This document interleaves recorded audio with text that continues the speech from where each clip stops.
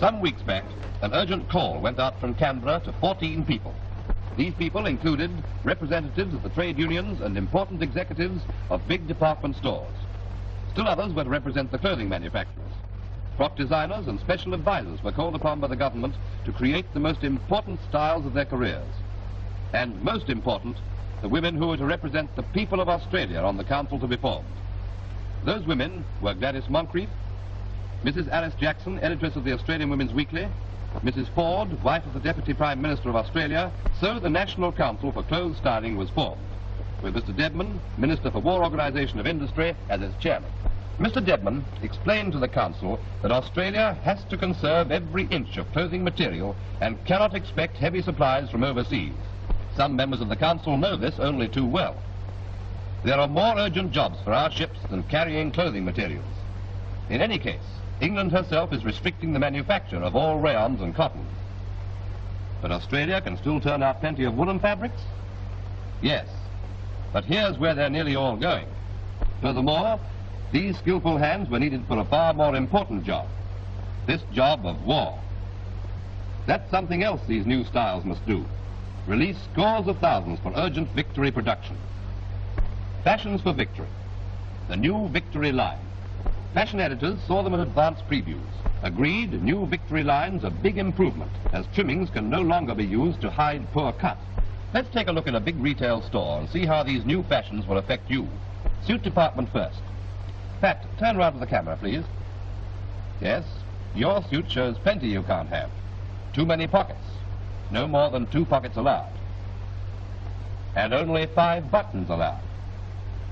Other restrictions are no belt, no buttons on sleeves, and no pocket flaps.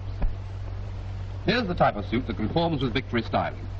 5 buttons or less. 2 pockets without flaps. No buttons on cuffs. Now for the frock department.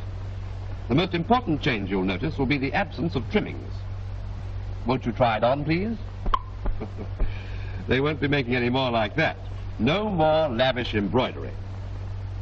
There you are.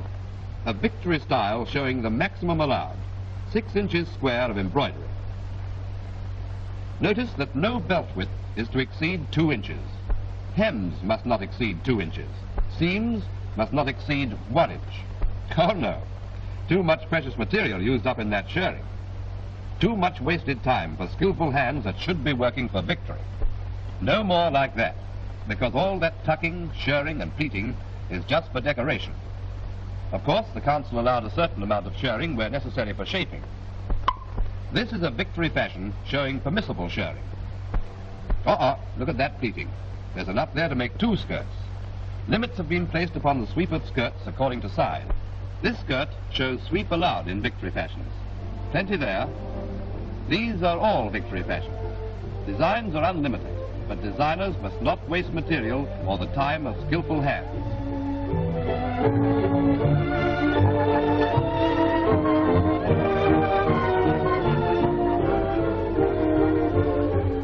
Now for the coat department. We'll model it for you, Pat. No more coats like this.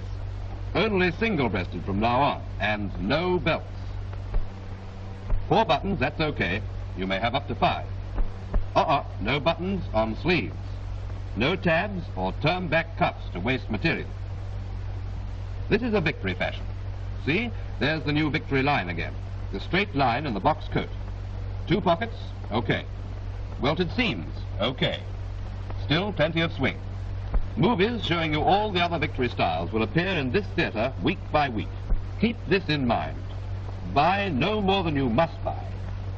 Save your ration coupons.